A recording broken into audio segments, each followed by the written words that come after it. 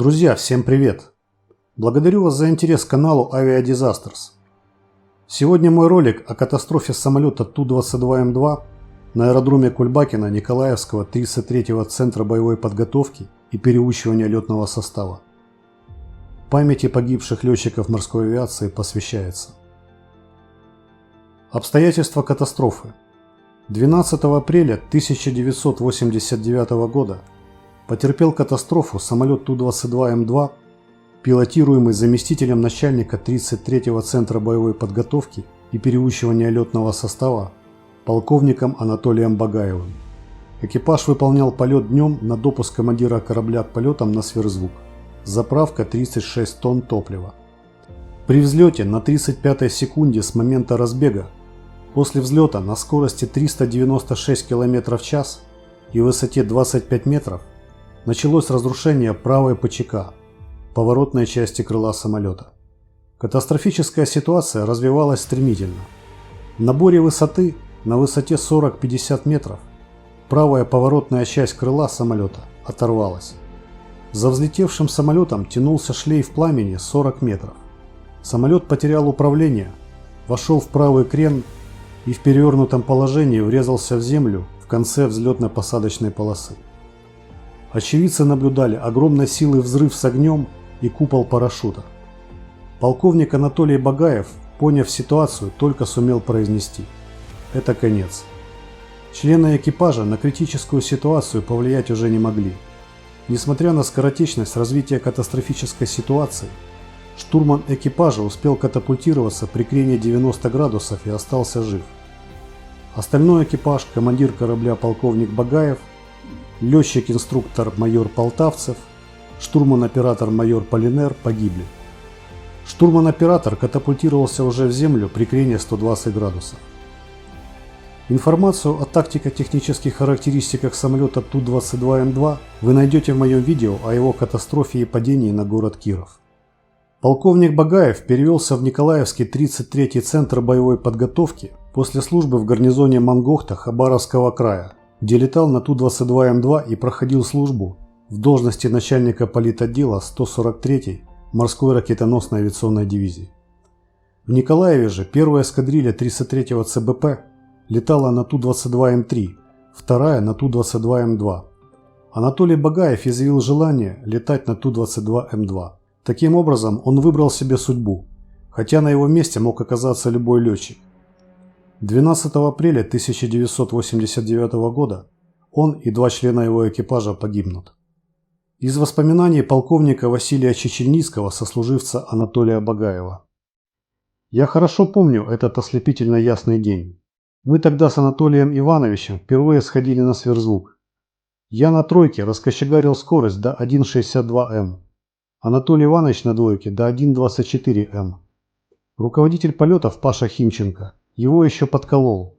Ты что разогнал так мало?» На что Багаев ответил: «Да я сегодня какой-то несимметричный». О следующем полете у него все это и произошло.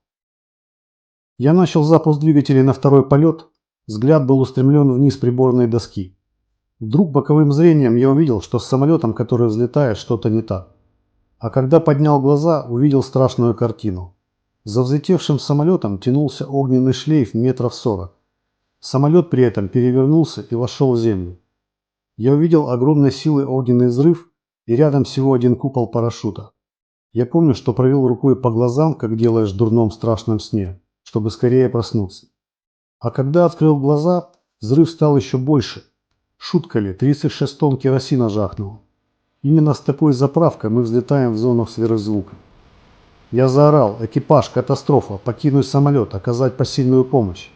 Сам одним махом выскочил из кабины, на попутной машине АПА помчался на КДП. Тут я увидел санитарную машину, которая ехала с места падения самолета. Я успел выскочить с КДП и ее перехватить. Мне везли штурмана Сашу Ручко, который лежал на носилках и корчился от боли. «Саша, я понимаю, тебе не до этого, но хотя бы пару слов о случившемся», – спросил я его. Саша ответил: «После отрыва резкий правый крен, я сразу понял, что это конец. Левой рукой показал оператору Полинеру: уходим, а правой нажал рычаг катапульты. Дальше надвигается земля, удар и ничего не помню». Спасибо, Саша. Я отпустил санитарку, а сам помчался бегом к месту взрыва. Когда прибежал, а это прошло минут через 8-10 с момента катастрофы, огромного самолета со взлетным весом 103 тонны практически уже не было. Горела только трава и несколько крупных обломков. Бэкфайр Ту-22М2 упал рядом с полосой, но над нами прошло несколько самолетов и ушло на запасной аэродром. Несколько групп летчиков и техников обходило по периметру выжженный участок земли. Тут ко мне подскочил мой бывший правый летчик Юра Ланчаков, который здесь переучивался на командира корабля-бомбардировщика-ракетоносца Ту-16К. «Командир, что произошло?» «Я пока не знаю, Юра. В живых смог остаться только штурман. С остальным будем разбираться. Видишь, какой может быть судьба летчика?» О том, что случайности не случайны, и от судьбы не уйдешь. У Багаева был друг, начальник 33-го ЦБП, генерал Гудков Юрий Семенович. Друзья долгое время планировали встретиться и пообщаться за рюмкой водки, как водится у летчиков. Тем более, что в этот день, 12 апреля 1989 года, был праздник День авиации и космонавтики СССР. Друзья планировали встречу после окончания полета, из которого Анатолию Багаеву не суждено было вернуться. Анатолий Иванович перед летной сменой поехал на рынок, набрал продуктов и горячительного. А когда поехал на аэродром, закрылся шлагбаум переезда через железнодорожные пути. Он простоял перед ним почти час и опоздал на предполетные указания. Я подошел к МСке Грибанову со словами: «Я отстраняю экипаж Багаева от полетов. Он не был на предполетных указаниях». А тот мне: «Василий Васильевич, не надо, он сейчас приедет, и я ему все доведу». Когда Багаев на своей «Волге» приехал прямо на стоянку, другой экипаж уже сидел в кабинах и готовился к запуску двигателей. Анатолий Иванович тот экипаж высадил, посадил свой. Сначала с Грибановым выполнил контрольный полет на сверхзвук, а когда полетел самостоятельно, это все и произошло. Судьба. Ближе к вечеру с Москвы прилетел главный конструктор КБ Туполева и с ним комиссия по расследованию данного летного происшествия.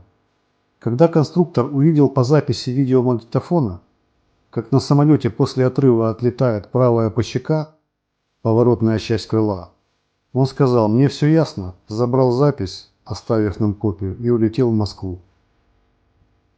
Всю ночь мы не спали, раз за разом прослушивая запись переговоров экипажа, проверяя документацию и средства объективного контроля. Смотрели многократное число раз последний взлет экипажа полковника Багаева и никак не могли понять одну деталь. Почему останки летчиков лежат вместе, а штурмана-оператора Саши Полинера метрах в 15 в стороне? И лишь к утру я первый это понял и обратил внимание всех членов комиссии по расследованию.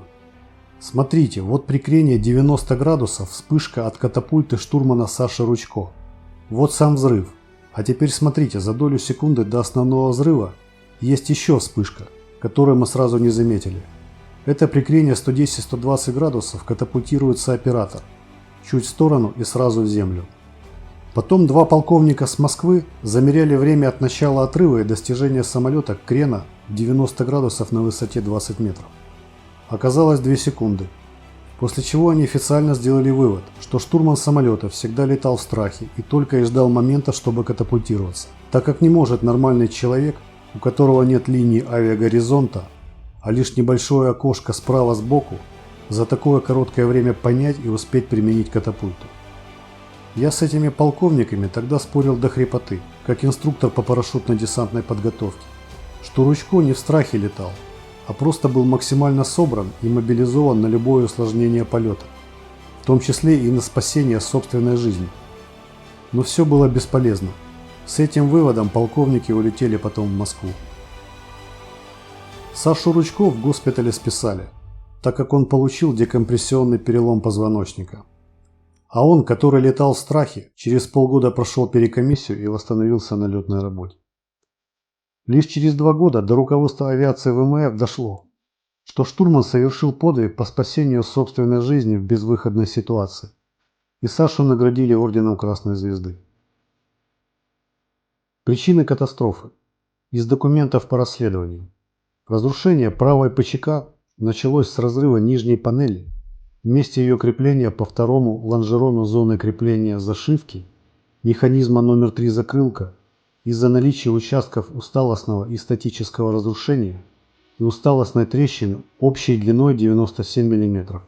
Усталостное разрушение нижней панели явилось следствием исчерпания фактической долговечности в условиях реальной эксплуатации объекта в пределах назначенного межремонтного ресурса. Также на левой ПЧК в аналогичных зонах нижней панели имеются усталостные трещины, соответственно суммарной длиной 42 мм и 7 мм. В процессе разового осмотра самолетов Ту-22М2 воинской части 27100 на 3 самолетах, имеющих наработку с начала эксплуатации соответственно 1833 посадки, 900 посадок и 1331 посадка, после снятия краски визуально выявлены трещины в аналогичных местах у задней кромки панели зонник механизма закрылка. Это была знаковая для самолета катастрофа, которая послужила поводом к запрету эксплуатации всего парка Ту-22М2. Позже комиссия по расследованию установит причину катастрофы, которая заключалась в несовершенстве конструкции механизма поворотной части крыла самолета. Из-за несовершенства конструкции поворотного механизма образовывались трещины. После этой катастрофы еще на 24 самолетах Советского Союза нашли подобные трещины, и на всех вторых сериях были заменены крылья на усиленное троечное от Ту-22М3 крыло. Несмотря на эту доработку, позже Ту-22М2 был снят с эксплуатации. Эксплуатация же его последователя, самолета Ту-22М3, где учтены ошибки предыдущей версии, продолжается и по сей день. История развития авиации написана кровью. Так экипаж полковника Анатолия Ивановича Багаева, второй пилот майор Анатолий Полтавцев и штурман-оператор капитан Александр Полинер ценой своей жизни спасли не один экипаж дальней морской ракетоносной авиации. Пусть земля им будет пухом, и пока мы о них помним, они живут. Вечная память погибшим летчикам. Небольшое дополнение к ролику. Друзья, я выпускаю ролики на тему авиационных происшествий времен СССР. В те времена экипажи зачастую комплектовались летным составом разных национальностей, которые выполняли свой долг в интересах на то время Родины. Поэтому прошу проявить уважение к погибшим, соблюдать правила интернет-сообщества и не перекладывать события тех лет в плоскость сегодняшней политической ситуации, для обсуждения которой есть масса других интересных каналов. Будьте сдержаны в комментариях, проявляйте взаимное уважение. Берегите себя на земле, на воде и в небе, и будьте здоровы. Всем добра и до новых встреч на моем канале.